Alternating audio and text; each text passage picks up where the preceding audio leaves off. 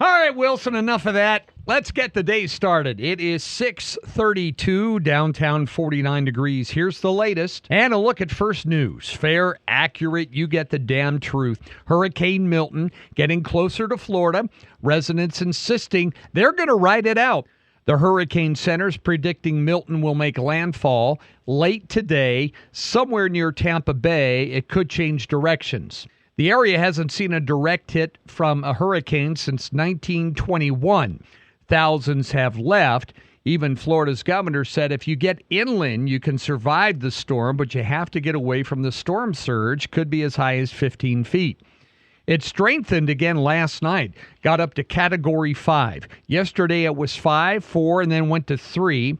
Then it was back up to 5 late Tuesday afternoon. Hard to say at this point what it'll be when it hits the coast later on this evening. Flights are canceled, business are closed, schools are out today. Palestinians said there was a large-scale Israeli operation in Gaza, killed dozens of people. Heavy fighting is underway Wednesday as Israel continues to do the world a favor to wipe out terrorism in the Middle East. Their ground offensive against Hezbollah has gotten 7 of their 10 top leaders in the last month or so. The Royal Swedish Academy of Sciences has awarded the Nobel Prize in Chemistry, David Baker and Dennis Hassabis, for their work with proteins. Baker works at University of Washington in Seattle. Hassabis worked at London. 6 days of Nobel Prize announcements started Monday. The prize carries a cash award of about $1 million.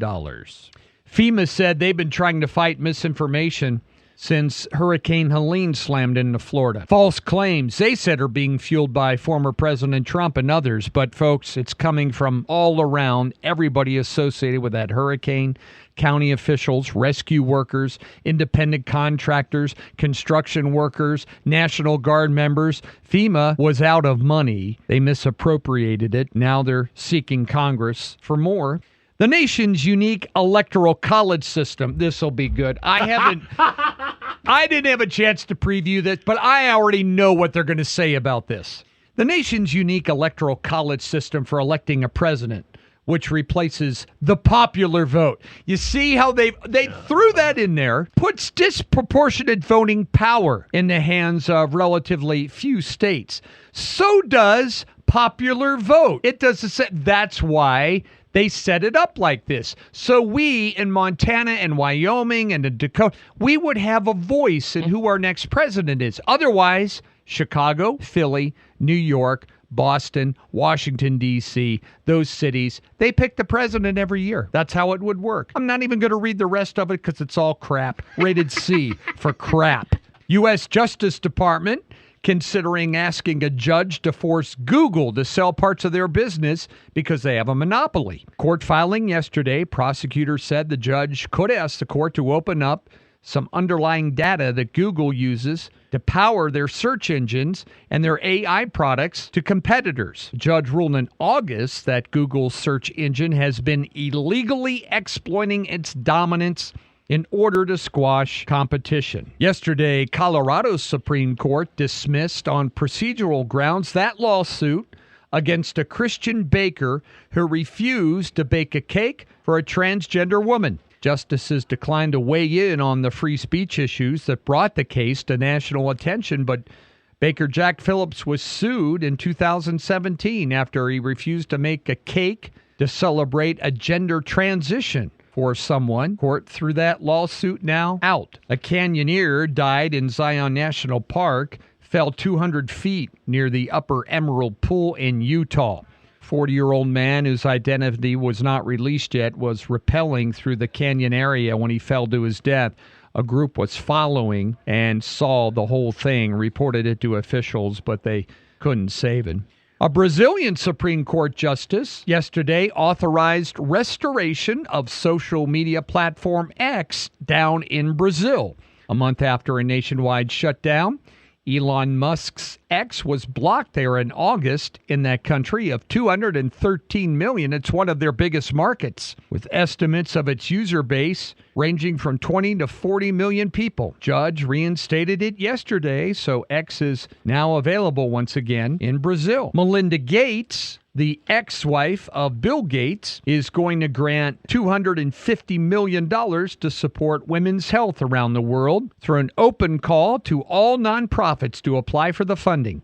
The pledge was announced today, signals a new chapter in her philanthropic work since Bill and Melinda Gates Foundation was actually put in place years ago. A $1 billion commitment that French Gates made in May to support women and families around the world, as well as she's continuing to dole out billions of dollars that she has for that type of work. McDonald's was in the news. McDonald's has some beef with today's largest meat packers. The fast food giant is now suing the U.S. meat industry's big four. That's Tyson, JBS, Cargill, and the National Beef Packing Company, and their subsidiaries, alleging a price-fixing scheme for beef. In federal complaint Friday in New York, McDonald's accused those companies of anti-competitive measures, such as collectively limiting supply in order to boost the prices that they charge. They said that is basically illegally inflated price gouging, and so they are now suing those companies. For some of the residents down there in storm-prone southeastern states, the Georgia-based restaurant chain Waffle House is going to stay open in towns where the neighbors are so they can get food. Closed locations were opened up after the impending disaster. They want to do everything they can in that neck of the woods to help feed people. The Waffle House Index was created by the Federal Emergency Management official that they are still using today. It's basically a reliable way for the Southerners to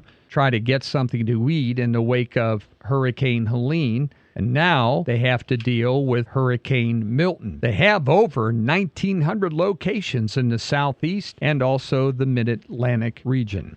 Chinese shares plunged again this morning.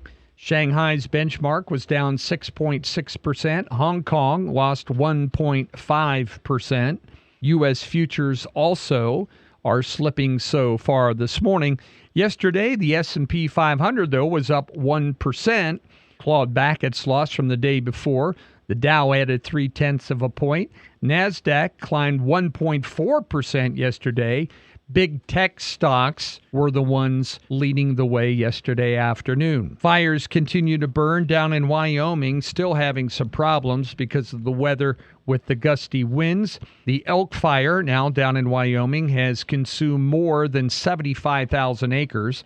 Trying to get a containment line on the north side of that fire to keep it from getting so close to Dayton, Wyoming. They also have another fire, the Wind River Fire, burning in Wyoming. That one has burned 60,000 acres. That one is currently 60% contained. So fires still a problem. If you live over by the Dillon area yesterday, they had an earthquake. 4.1 earthquake early Monday morning, about 8 o'clock or so. For comparison, a magnitude earthquake of 5.3 would be considered a moderate earthquake.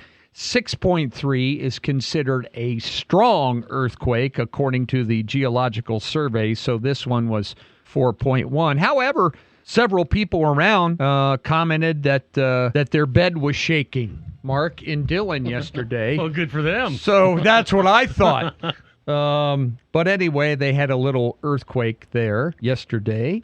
And Sin City blew a kiss goodbye to the Tropicana before first light this morning in an elaborate implosion that reduced to rubble the last true mob building on the Las Vegas Strip. The Tropicana's hotel towers tumbled in celebration that included fireworks. It was the first implosion in over 10 years for that city that loves fresh starts. What Las Vegas has done in classic Las Vegas style, they turned many of these implosions into spectacles and tourist draws into Las Vegas. Former casino mogul Steve Wynn changed the way that Las Vegas blows up casinos back in 1993 with the implosion of the Dunes That made room for the Bellagio, when thought not only to televise the event, but to create a huge story for the implosion that made it look like pirate ships at his other casino across the street were firing at the dunes, and that's what was blowing it up. Nice. The time the implosion cleared land